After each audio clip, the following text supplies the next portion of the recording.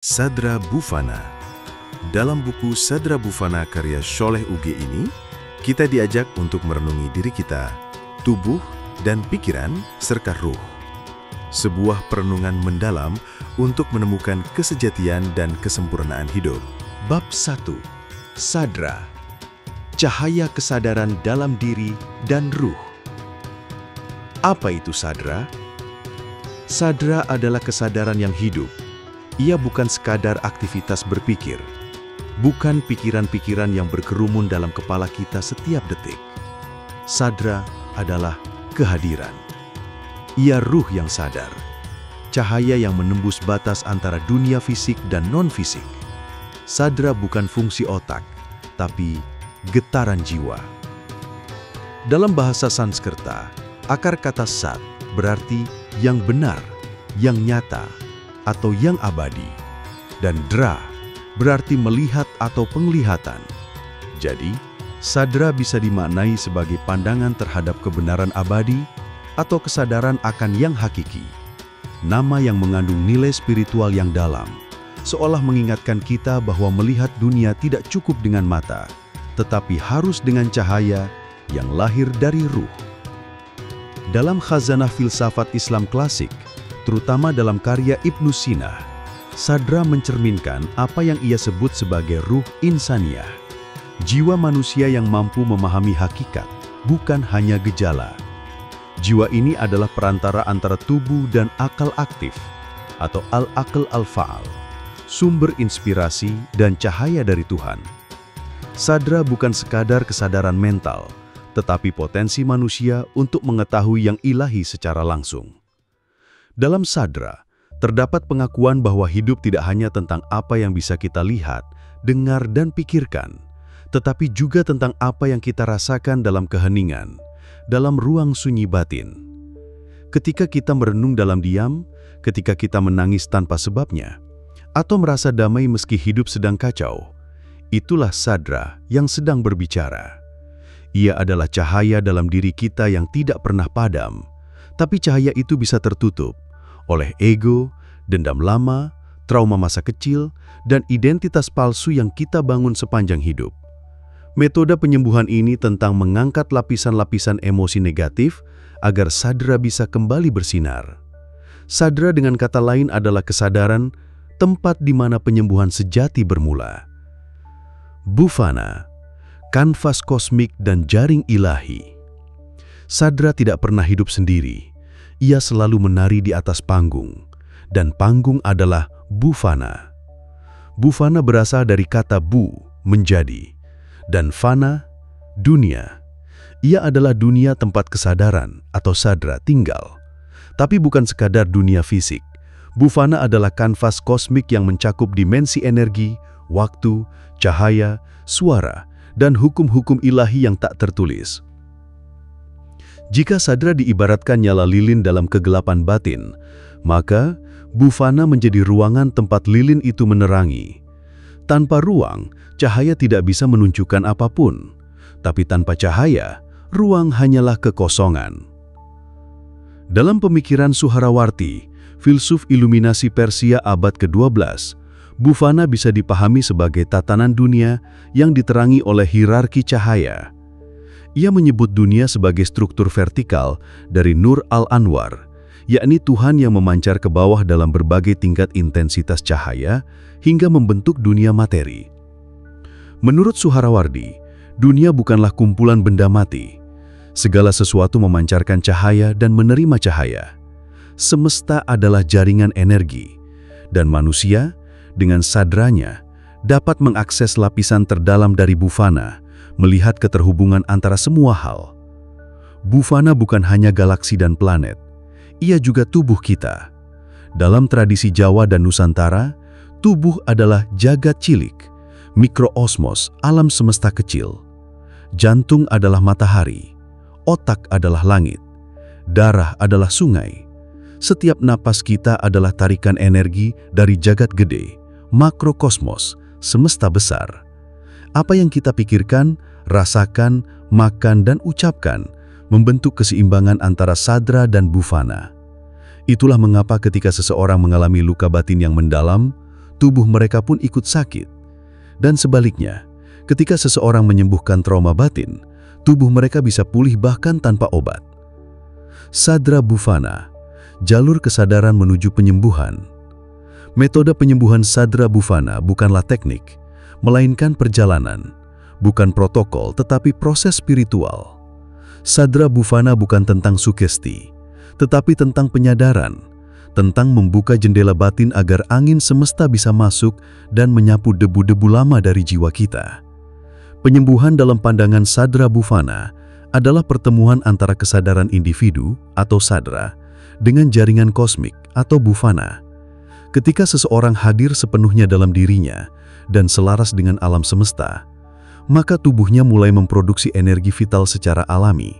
Tanpa perlu diprogram, tubuh tahu caranya memulihkan diri. Jiwa tahu caranya berdamai, pikiran tahu caranya melepaskan.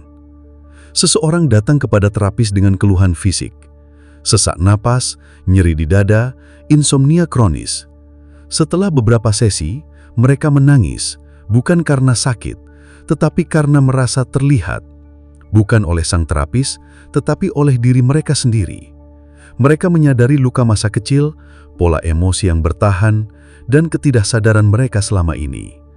Dalam ruang penyembuhan itu, sadra menyentuh bhuvana, dan keajaiban pun terjadi. Teknologi pikiran versus kesadaran semesta. Banyak orang menyamakan metode Sadra Bhuvana dengan hipnosis atau mind programming.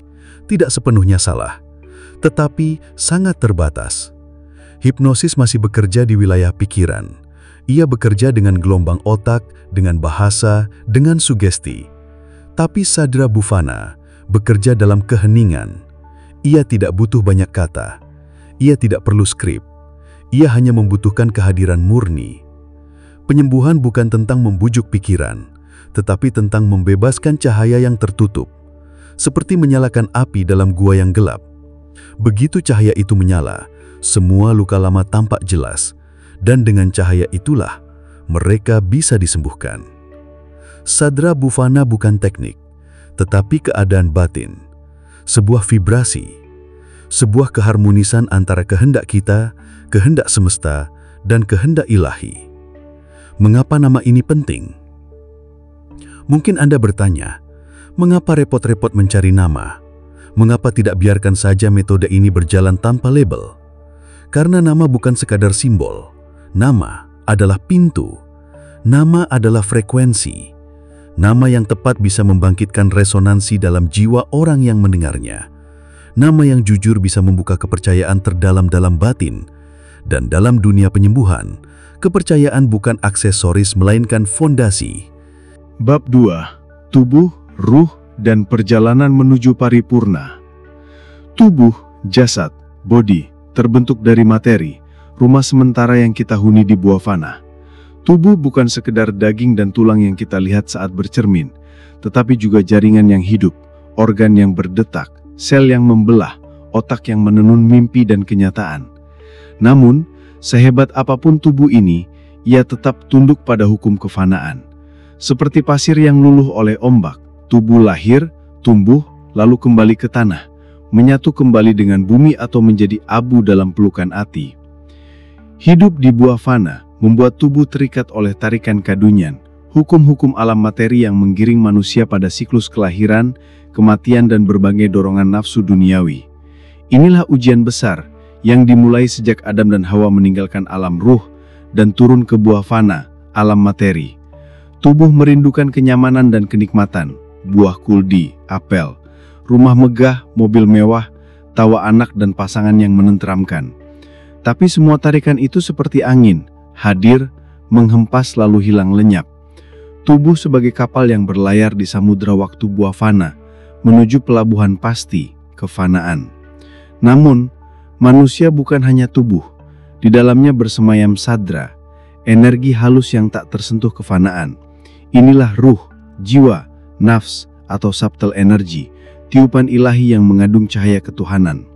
Sadra bukanlah energi biologis yang memompa jantung atau menggerakkan otot, melainkan energi spiritual yang bersumber langsung dari Tuhan. Dalam Al-Isyarat wa Al-Tanbihat, Ibnu Sina menyebut ruh sebagai bagian dari akal, realitas non-material yang kekal setelah tubuh hancur. Ia tidak terikat ruang dan waktu buah fana. Seperti hukum kekekalan energi, Satra tak pernah lahir dan tak pernah musnah. Ketika tubuh kembali ke tanah, Satra tetap ada, melanjutkan perjalanannya dalam dimensi keabadian. Tradisi Jawa menyebut fase ini sebagai moksha, pelepasan ruh menuju penyatuan ilahi. Ada pula pandangan bahwa Sadra bisa kembali melalui roda reinkarnasi, memulai perjalanan baru dalam tubuh baru.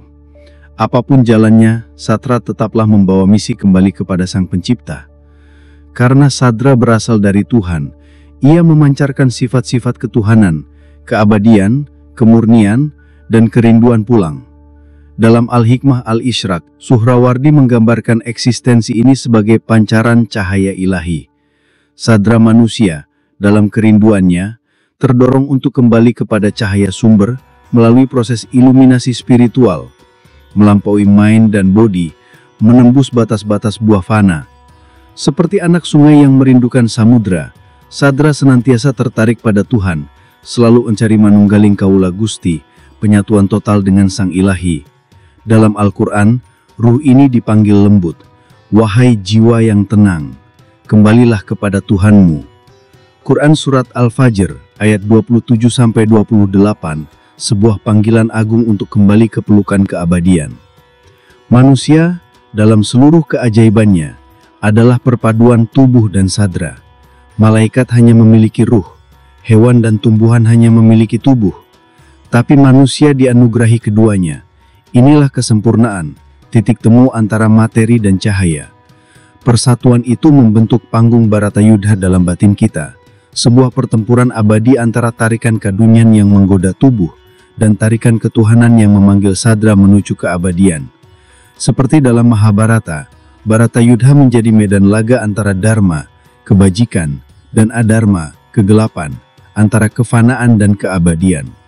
Ketika kita hidup hanya menurut main, pikiran yang erat dengan tubuh dan dunia buah fana, kita terperangkap dalam ukuran-ukuran duniawi. Ketergantungan berlebih pada kenyamanan membuat ruh seperti tertutupi, bukan karena Sadra bisa padam, sebab ia abadi, tetapi karena pikiran dan tubuh kita terselubung oleh kabut kefanaan. Kita terbuai oleh kadunian, mengincar gemilap yang fana. Pada akhirnya, apa yang kita kumpulkan mungkin hanya menjadi ongkos pengobatan saat usia senja. Hukum karma berjalan senyap, namun pasti, apa yang kita tabur itulah yang kita tuai. Namun disinilah keagungan manusia. Dalam tubuh dan sadra yang menyatu, kita punya potensi menjadi makhluk paripurna. Untuk itu kita harus mengembangkan dua sayap, kesadaran insaniah dan kesadaran ilahiyah. Kesadaran insaniah adalah cahaya kemanusiaan, kekuatan untuk melampaui ego, untuk mencintai sesama, dan peduli pada sesama makhluk di buah fana. Ia tampak dalam tindakan sederhana, membantu yang lemah, menanam pohon, tersenyum pada orang asing.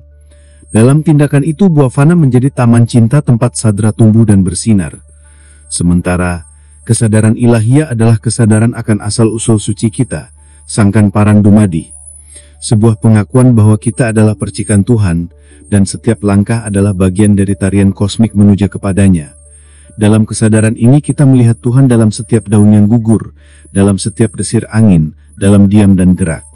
Kesadaran insaniah membuat kita menanam cinta di bumi. Kesadaran ilahiyah mengajak kita pulang ke langit. Bersama-sama, keduanya membentuk harmoni agung, simfoni suci dalam diri kita. Kita bukan sekedar tubuh, kita bukan sekedar pikiran, kita adalah sadra, cahaya yang menari dalam tubuh, menelusuri waktu dalam buah fana untuk kembali kepada Tuhan.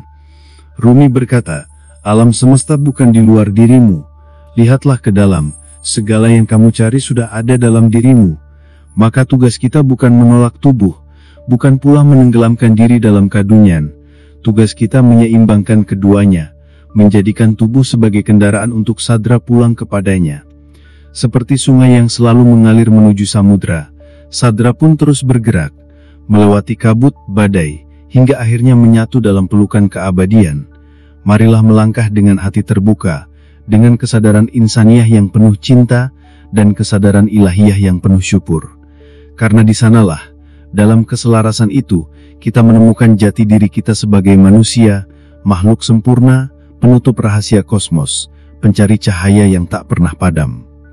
Inilah yang disebut dalam ajaran hermetik sebagai transmutation of the mind, transformasi batin dari kebendaan buah fana menuju kesadaran ilahiyah sadra.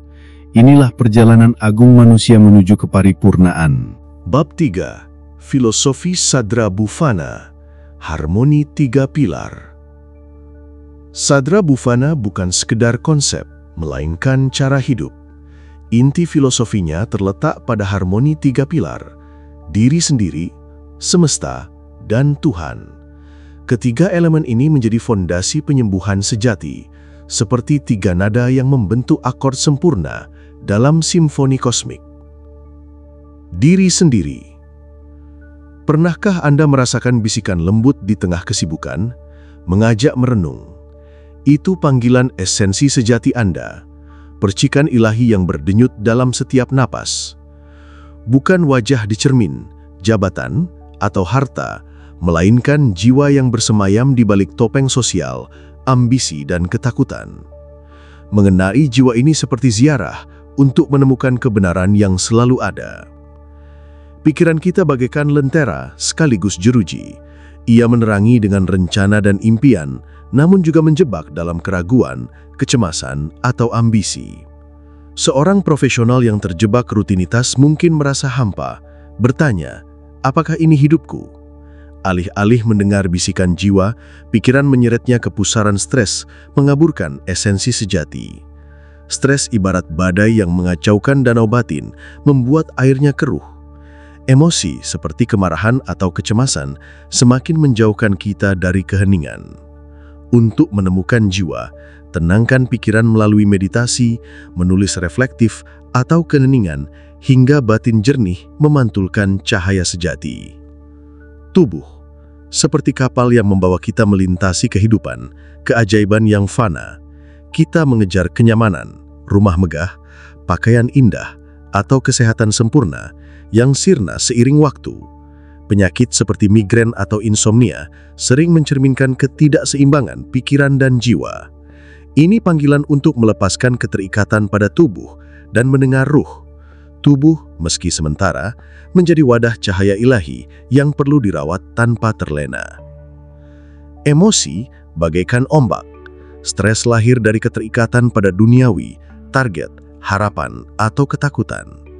Seorang pekerja yang marah karena kritik atau cemas menjelang tenggat waktu bisa menenangkan ombaknya dengan bertanya, apa yang benar-benar penting bagiku? Dalam keheningan, jiwa berbisik tentang cinta dan kedamaian, mengarahkan kembali ke harmoni.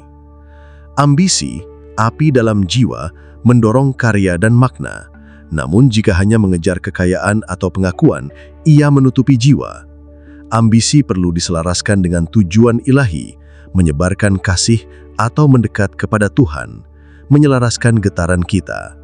Pekerja itu mungkin menyadari mengejar promosi menjadi lebih bermakna jika diimbangi dengan cinta untuk keluarga dan komunitas, membiarkan jiwanya bersinar. Penyakit, fisik maupun batin, merupakan cerminan ketidakseimbangan. Stres memicu hipertensi, emosi terpendam melahirkan depresi. Penyakit bagaikan lonceng, mengundang refleksi. Melalui meditasi, kita dapat menenangkan pikiran, memahami tubuh, dan melepaskan emosi dengan kasih. Dengan bertanya, siapa aku sebenarnya? Kabut yang menutupi jiwa akan tersingkap, membawa kedamaian. Refleksi diri, melalui meditasi atau sikap meditatif, dapat membersihkan kabut jiwa. Cobalah menutup mata, bertanya, apa yang benar-benar penting bagiku? Mungkin jawabannya bukan jabatan, melainkan cinta keluarga atau keinginan membantu sesama. Dalam keheningan, jiwa bersinar seperti bintang, memandu kita menjalani hidup dengan hati ringan, selaras dengan tujuan sejati. Semesta. Kita bagian tak terpisahkan dari jaringan kehidupan, dari gemerisik daun hingga napas tetangga. Jiwa kita, percikan ilahi, merindukan harmoni dengan alam dan sesama. Bayangkan Kang Darin, petani di Pekalongan, berdiri di bawah pohon mangga yang berbuah lebat. Ia tidak mengklaim buah itu miliknya, melainkan berbagi dengan tupai, tetangga, dan orang asing yang lalu lalang di sekitar pohon, memahami pohonnya sebagai titipan semesta. jiwanya bersinar, selaras dengan harmoni kehidupan. Semesta sebagai panggung kosmik, penuh keajaiban, namun juga rapuh. Tindakan sembrono seperti membuang sampah sembarangan menciptakan disharmoni. Sebaliknya, mendaur ulang atau merawat tanaman merupakan tindakan untuk menghormati semesta.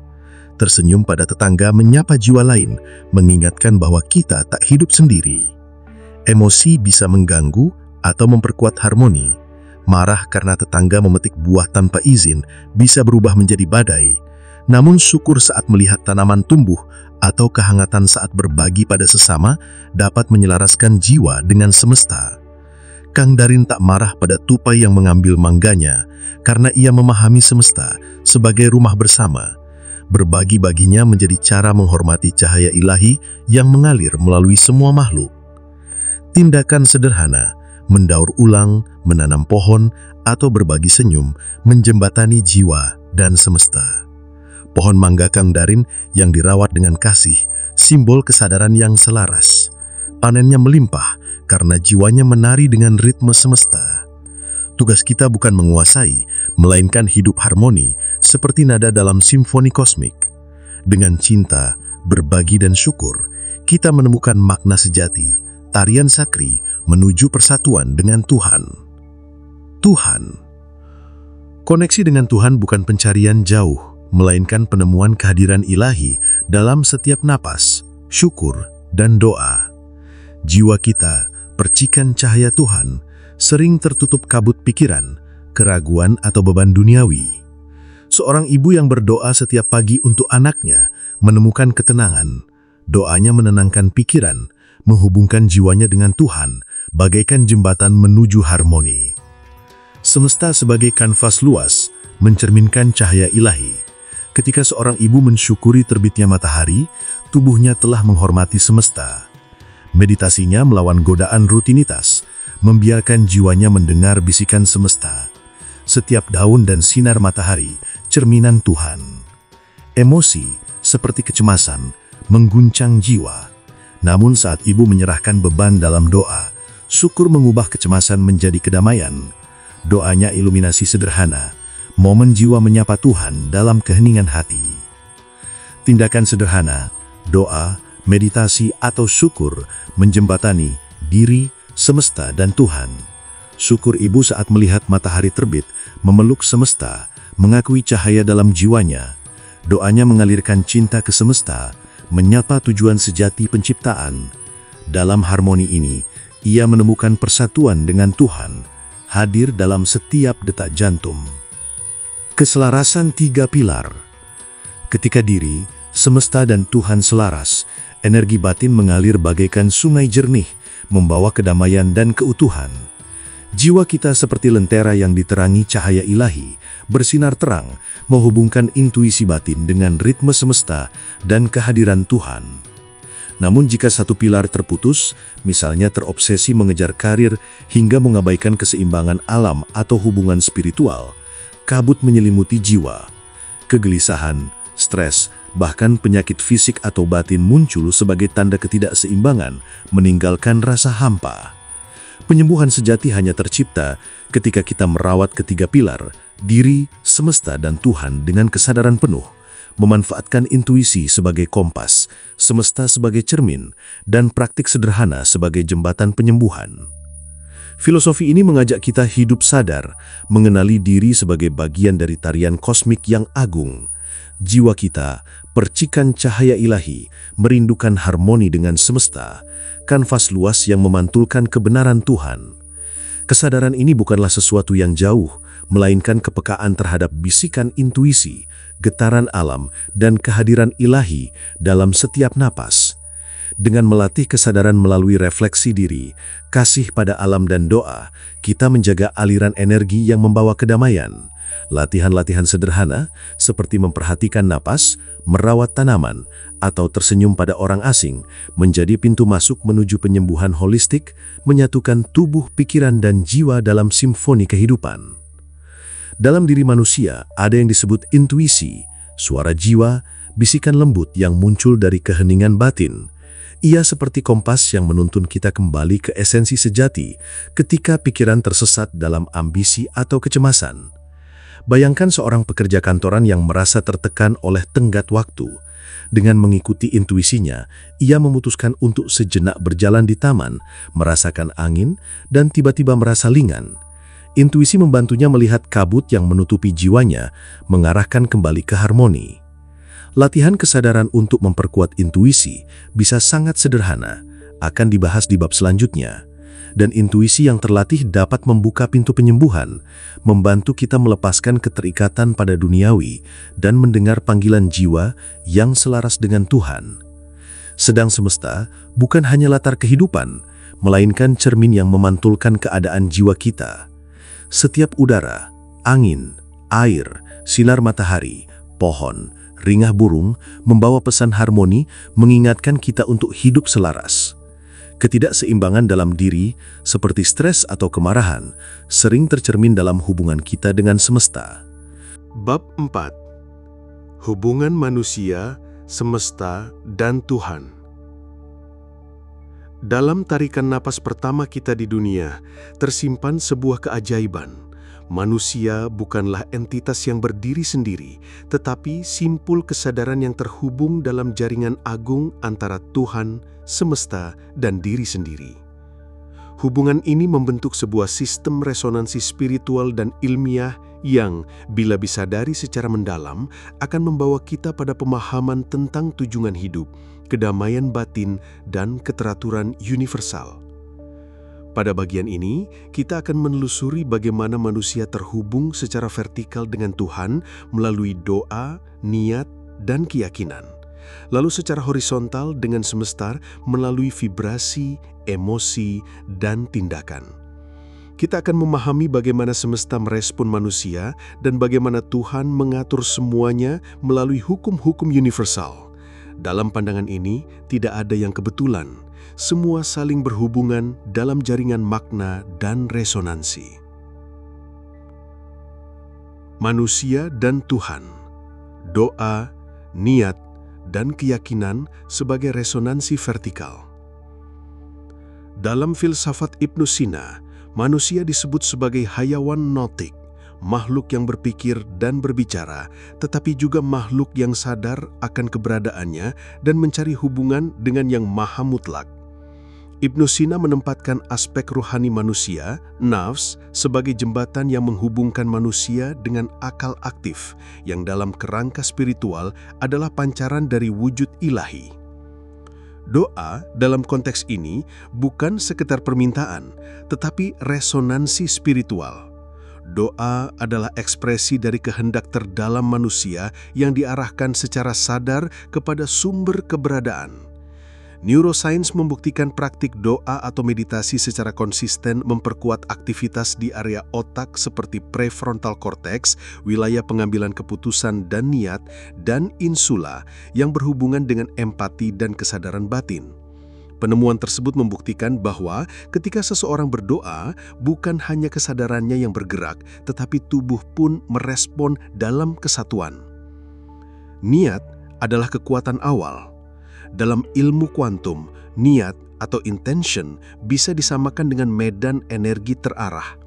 Dalam eksperimen-eksperimen seperti double slit eksperimen, salah satu eksperimen paling terkenal dalam fisika kuantum yang menunjukkan bahwa cahaya atau materi bisa berperilaku seperti gelombang dan partikel, kesadaran manusia mempengaruhi perilaku partikel cahaya. Niat bukan sekedar kata batin, tapi gelombang energi yang menggetarkan semesta. Keyakinan memperkuat arah niat itu. Dalam The Kybalion, teks hermetik kuno, dinyatakan bahwa the all is mind, segala sesuatu bermula dari kesadaran tertinggi, keyakinan sebagai bentuk penyelarasan kesadaran manusia dengan pikiran semesta atau divine mind. Bila keyakinan bersih dan mantap, ia membentuk vibrasi yang kuat dan stabil, menciptakan resonansi yang mengundang respon semesta. Manusia dan semesta, vibrasi, emosi, dan tindakan sebagai resonansi horizontal. Manusia hidup dalam ruang energi. Dalam ilmu neurokardiologi, ditemukan bahwa jantung memancarkan medan elektromagnetik yang dapat dideteksi hingga 3 meter dari tubuh. Ketika kita merasakan cinta, damai, atau syukur, medan ini menjadi lebih teratur dan harmonis. Sebaliknya, saat marah, takut, atau iri, medan ini menjadi kacau dan tidak stabil. Vibrasi, kualitas energi yang kita pancarkan. Kata-kata memiliki vibrasi, pikiran punya vibrasi, bahkan kehadiran seseorang pun bisa terasa bergetar bagi orang lain.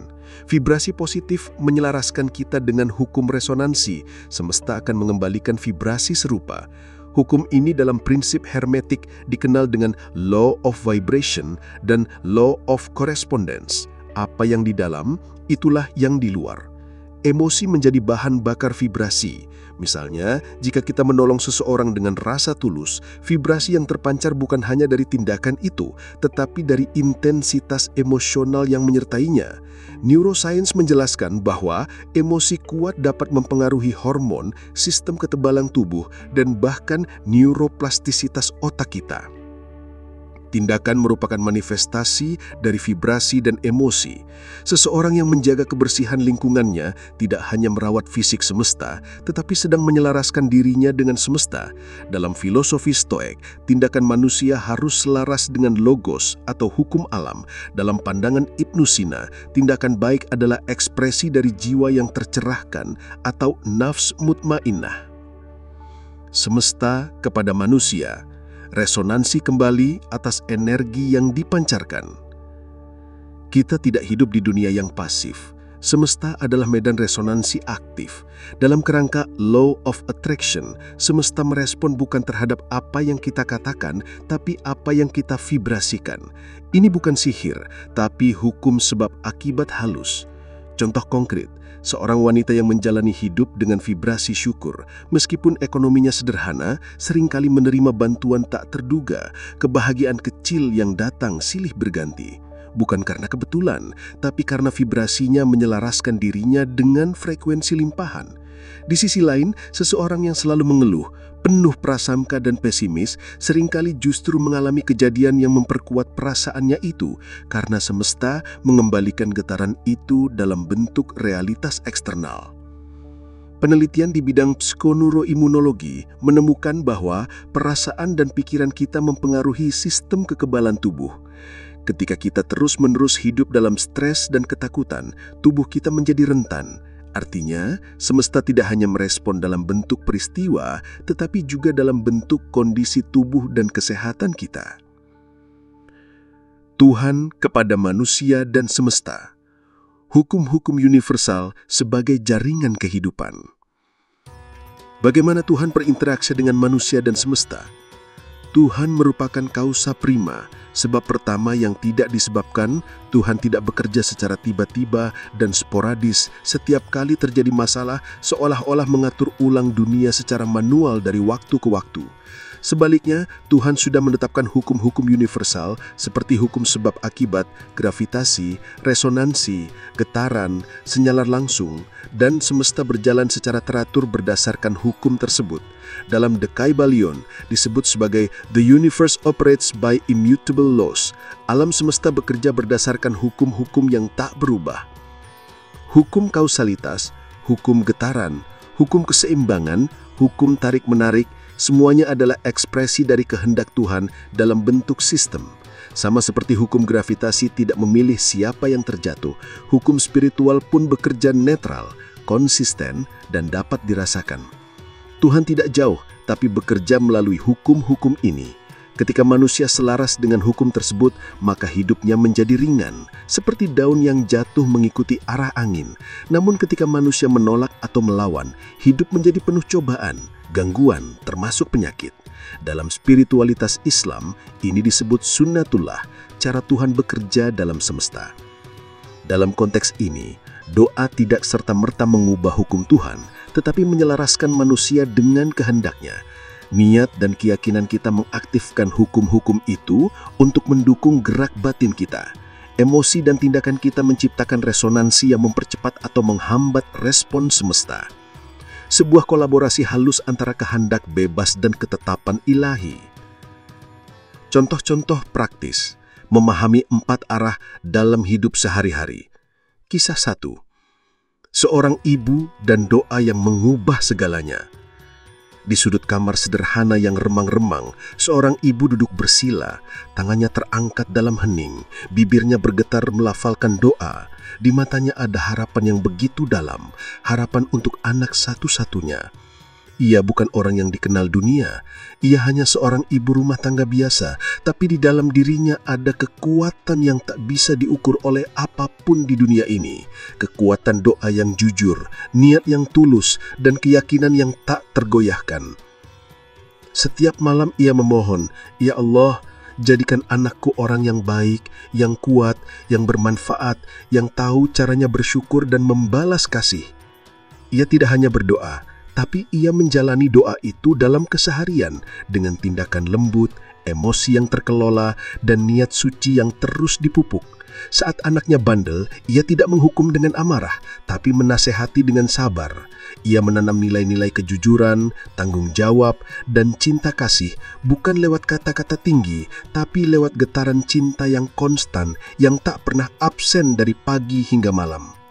Waktu berlalu, anak itu tumbuh dalam vibrasi cinta yang begitu pekat. Meski hidup mereka sederhana, tapi hatinya selalu hangat. Ia merasa aman karena ia tahu ada doa ibunya di setiap langkah. Ia merasa bernilai karena dari kecil ia tahu bahwa satu-satunya orang yang tak pernah lelah berharap adalah ibunya. Dan benar, anak itu tumbuh menjadi pribadi yang kuat, ulet, dan cemerlang. Ia lulus kuliah dengan prestasi gemilang, membangun usaha dari bawah, lalu perlahan menjadi seorang profesional yang disegani. Orang-orang melihatnya sebagai pribadi yang visioner, tangguh, dan rendah hati. Tapi hanya sedikit yang tahu dari mana semua itu berasal, dari pelukan cinta seorang ibu yang tak pernah putus mengirimkan vibrasi kasihnya ke langit. Kisah 2. Seorang karyawan dan pilihan energinya. Di gedung tinggi dengan jendela kaca dan lift yang sibuk, seorang karyawan duduk terpaku di balik meja. Ia menatap layar komputer, tapi pikirannya kusut, emosinya membara. Frustasi menyelimuti harinya, keluhan menjadi bahasanya. Ia merasa tidak dihargai, merasa dunia tidak adil. Ia berhenti berdoa. Untuk apa, pikirnya, jika tak ada yang berubah? Harapan pun ia kubur dalam-dalam. Hari-harinya dipenuhi keluhan tentang gaji, atasan, rekan kerja, bahkan nasibnya sendiri. Apa yang tak ia sadari, vibrasinya berubah. Energi amarah dan kecewa menyebar seperti racun tak kasat mata. Rekan kerja mulai menjaga jarak, suasana kantor terasa berat. Ia seperti membawa awan gelap kemanapun ia pergi. Semesta yang tak pernah membenci, hanya merespon energi yang ia pancarkan, stagnasi. Namun, suatu malam dalam sunyi, ia merasa lelah. Bukan lelah bekerja, tapi lelah menyalahkan. Ia membuka kembali hati yang sempat tertutup. Ia mulai bersyukur atas hal kecil, kopi hangat pagi hari, senyum satpam, waktu bersama keluarga. Ia membaca, belajar, mulai memperbaiki dirinya sendiri. Perlahan, semesta merespon dengan cara yang berbeda. Ada peluang kecil yang muncul. Ada ide yang diterima atasan. Teman-teman mulai tersenyum kembali. Bukan karena keajaiban tiba-tiba turun dari langit, tapi karena ia mengubah resonansi jiwanya. Tuhan tidak mengintervensi secara tiba-tiba. Tuhan bekerja melalui hukum vibrasi dan sebab akibat. Dan saat seseorang memperbaiki niat dan emosinya, semesta pun menyesuaikan nadanya. Kisah 3. Petani dan harmoni dengan bumi. Di suatu pagi yang bersahaja di desa yang jauh dari hiruk-pikuk kota, seorang petani berjalan pelan menyusuri pematang sawahnya. Di tangannya ada sabit, di dadanya ada doa. Tapi bukan doa permintaan yang tergesa-gesa. Doanya seperti aliran air yang tenang. Doa syukur atas tanah, air, dan mentari. Bagi petani ini, menanam bukan sekedar menunggu hasil. Ia tidak bertani untuk melawan alam, tapi untuk bekerja sama dengannya.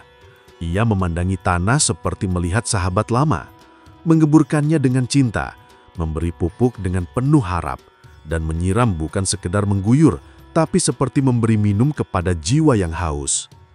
Setiap hari emosinya positif. Ia tak pernah mengumpat saat hujan terlambat datang. Ia menerima musim seperti menerima tamu agung. Vibrasinya lembut, harmonis, selaras dengan ritma alam. Dan saat panen tiba, hasilnya melimpah. Bukan hanya karena teknik tanamnya hebat, tapi karena energi jiwanya menyatu dengan hukum kesuburan semesta. Ia tidak menuntut dari bumi, tapi merawatnya. Tidak mengeksploitasi, tapi bersahabat. Dan semesta pun menjawab cinta dengan cinta. Tuhan hadir bukan sebagai dewa penolong dadakan.